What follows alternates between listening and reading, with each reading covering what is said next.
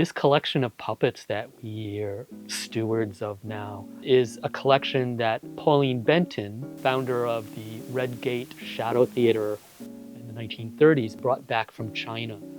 She commissioned it. She was traveling back and forth between the US and China before the war, and she got in touch with this family of traditional shadow puppet makers in northern China, Wanzhou, and they created most of these puppets and used them in her productions throughout the 30s and until she retired sort of mid-century. And then the puppets were stored away rather badly for many decades until they found their way to Queens, to Joe Humphrey, who was the director of the Yue Lung Shadow Theater and the Gold Mountain Institute for Traditional Shadow Theaters. And Joe spent many years kind of prying them apart and cleaning off the tung oil that they're coated with and trying to refurbish them so that they could be mounted for display and performance. Then when we inherited her company and sort of merged it with our own, we took over the custodianship of this collection, and now it's on our shoulders to continue this furbishing and this passing this treasure, probably the biggest collection of traditional Chinese shadow theaters in North America. So in this little dinky storage unit is the bulk of the Pauline Benton collection, which consists of several file cabinets full of puppets.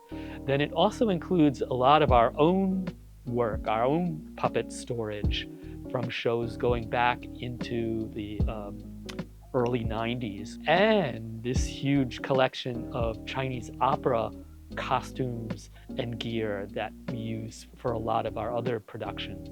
And on top of that, it's a lot of my own work, puppets I've made for various projects, and other puppets that our friends have given us over the years.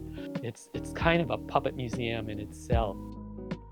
Properly cataloging and listing out all the individual items in the collection is really, really important. Digitizing the collection, just in case the actual objects themselves don't make it into the future for some reason, is really important too. So they don't just get lost and evaporate. So we feel it's our duty. It's part of our company's mission too, to preserve and promote traditional forms of Chinese performance.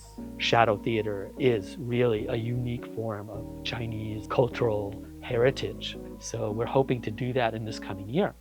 And because we've gotten this wonderful grant from the Cook Marks Foundation, which is created by a puppeteer, Alan Cook, who himself had a huge collection. And it's to preserve puppetry, puppet collections for posterity.